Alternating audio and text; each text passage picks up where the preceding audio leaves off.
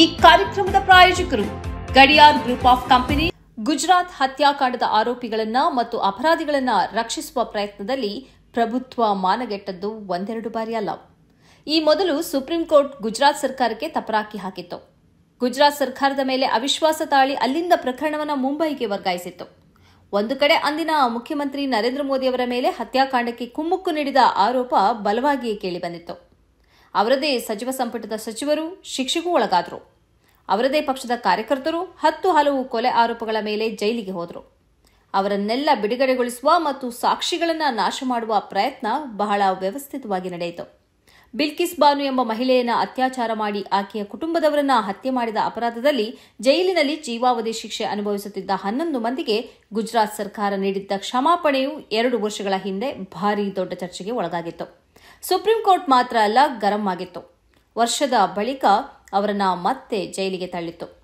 ಇದೀಗ ಕೇಂದ್ರ ಸರ್ಕಾರವು ಮತ್ತೊಂದು ಅನಾಹುತಕಾರಿ ಹೆಜ್ಜೆಯನ್ನು ಮುಂದಿಟ್ಟಿದೆ. ಅಂದು ಹತ್ಯಾಕಾಂಡದಲ್ಲಿ ತೊಡಗಿದ್ದವರ ವಿರುದ್ಧ ಮುಸ್ಲಿಮರು ಸಾಕ್ಷಿ ನುಡಿದಿದ್ದರು. ಇದೀಗ ಅಂತಹ 14 ಮಂದಿ ಸಾಕ್ಷಿಗಳಿಗೆ ನೀಡಲಾದ ಭದ್ರತೆಯನ್ನ ಕೇಂದ್ರ ಸರ್ಕಾರ ಹಿಂಪಡೆದಿದೆ. ಎಟಿಎಸ್ನ ಶಿಫಾರಸಿನಂತೆ ತಾನು ಈ ಕ್ರಮ ಕೈಗೊಂಡಿರುವುದಾಗಿ ಕೇಂದ್ರ ಸರ್ಕಾರ ಸಮರ್ಥನೆಯನ್ನು ನೀಡಿದೆ.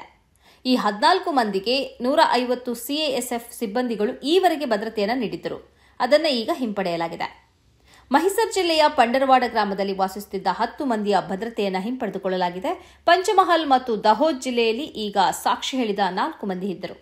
ಹೀಗೆ ಈ 14 ಮಂದಿಯ ಭದ್ರತೆಯನ್ನ ಹಿಂಪಡೆದುಕೊಳ್ಳಬಹುದು ಎಂದು ಗೋಧ್ರಾ ಹತ್ಯಾಕಾಂಡದ ತನಿಖೆಯನ್ನು ನಡೆಸಲು ರೂಪಿಸಲಾದ ಎಸ್ಐಟಿಯು 2023 ನವೆಂಬರ್ನಲ್ಲಿ ಶಿಫಾರಸು ಮಾಡಿತ್ತು ಎಂದು ಮಾಧ್ಯಮಗಳು ವರದಿಗಳು ತಿಳಿಸಿವೆ. ಕಾಂಗ್ರೆಸ್ ಸರ್ಕಾರವು 2009ರಲ್ಲಿ ಈ 14 ಮಂದಿಗೆ ಭದ್ರತೆಯನ್ನು ಒದಗಿಸುವ ನಿರ್ಧಾರ ಕೈಗೊಂಡಿತ್ತು.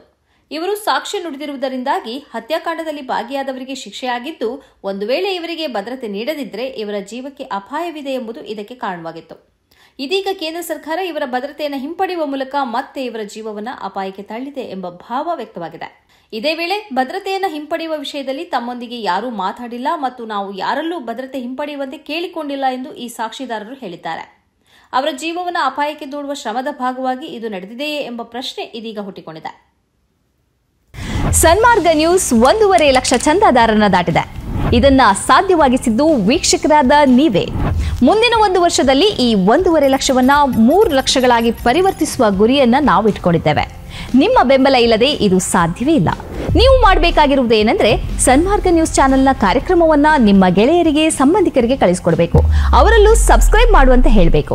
ನಿಮ್ಮ ಮನೆಯವರಲ್ಲೂ ಹೇಳಬೇಕು. ಸುದ್ದಿಗಳ ಸಂತೆಯಿಂದ ಸತ್ಯದ ಸುದ್ದಿಯನ್ನ ಹೆಕ್ಕಿಕೊಡುವ ನಮ್ಮ ಪ್ರಯತ್ನ ಮುಂದುವರಿಯಬೇಕಾದ್ರೆ ನೀವು ಇಷ್ಟನ್ನಾದರೂ ಮಾಡಲೇಬೇಕು. ಜೊತೆಗೆ ಪಕ್ಕದಲ್ಲಿರುವ QR ಕೋಡ್ ಅನ್ನು ಬಳಸಿ ನಮಗೆ ಆರ್ಥಿಕವಾಗಿ ಶಕ್ತಿ ತುಂಬಬೇಕು. ಸುಳ್ಳಿನ ಎದುರು ನಮ್ಮ ಧ್ವನಿ ತಗ್ಗದೇ ಇರಬೇಕಾದ್ರೆ ನಾವು ಆರ್ಥಿಕವಾಗಿ ಪರಾವಲಂಬಿಗಳಾಗಿರಬಾರದು. ನೀವು ಶಕ್ತಿಯನ್ನು ಕೊಡಿ, ನಾವು ಸತ್ಯವನ್ನ ಕೊಡ್ತೇವೆ. Thank you.